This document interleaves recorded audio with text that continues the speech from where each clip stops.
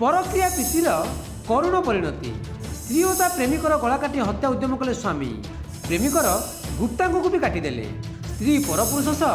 प्रेम संपर्क रखी घर परिवार छाड़ी अन्यत्र रहिबाकु बर्दास्त कले नहीं स्वामी से ठिकना ठाप कर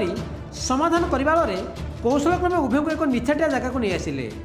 परिवार अन्य किसी सदस्यों सहयोग नहीं स्त्री और प्रेमिकर हाथ गोड़ बांधि पकाइले पर उभय गला काटी हत्या उद्यम कले जाजपुर सदर थाना मालहाट निकट में घटी अभावन कांड को नहीं सबुठी होई महिला ना डली महांती आ गुरुतर आहत प्रेमिक हेले प्रशांत नार उभय को कटक स्थानांतर कर डली को स्वामी मनोज कुमार अत्याचार करते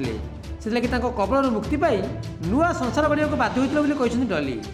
प्रशांत बहित होते वर्षक तल निज पत्नी को छाड़ी महिला एकाठी भड़ा घरे रोते आ प्रशांत पत्नी आरोप लगे सुना संसार को भांगार डली ही मुख्य कारपदार साधी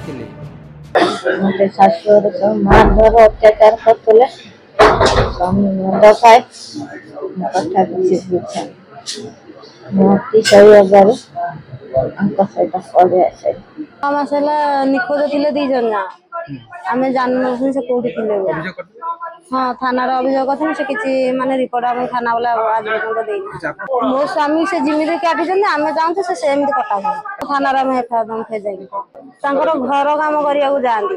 राजमिस्त्री मो स्वामी है राजमिस्त्री से कम करने जाती से घर पाखु माने भल पाई नहीं पलैले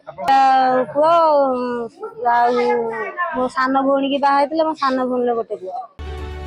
प्रशांत पेशा जन राजमिस्त्री घर काम करने डली सह प्रेम संपर्क बढ़ीला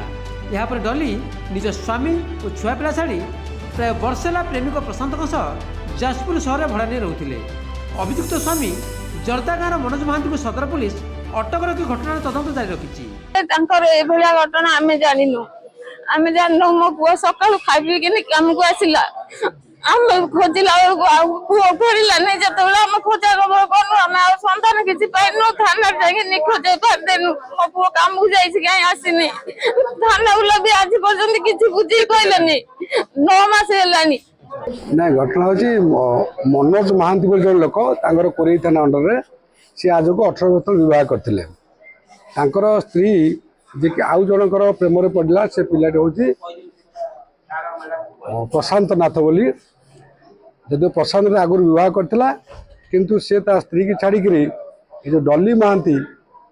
मनोजर स्त्री को धरिकी सी आसी जाजपुर टाउन टिपुरा किसी दिन रोते दिहत उभय लव रिलेशन थिला ये कथा जो जानिला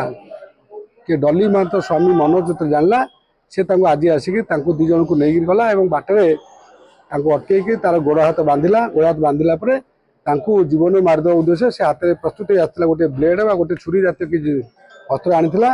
बाटर अटकई दी जन बेकू काटी से जो पिला तार प्रेमिक अच्छी मनोज बोली सॉरी प्रशांत बोली तार प्राइवेट पार्ट से अटैक कर अटक कर पुलिस विभिन्न आंगल पचर कर परकिया प्रीति को नहीं दुई परिवार में अशांतिर झड़ सृष्टि होती आगू घटना कि मोड़ नेब कारण मनोज आक्रमण में गुरुतर डली प्रशांत अवस्था कौन हो देखिबार कथा। जाजपुर हिमांशु कुमार पाढ़ी रिपोर्ट नक्षत्र न्यूज।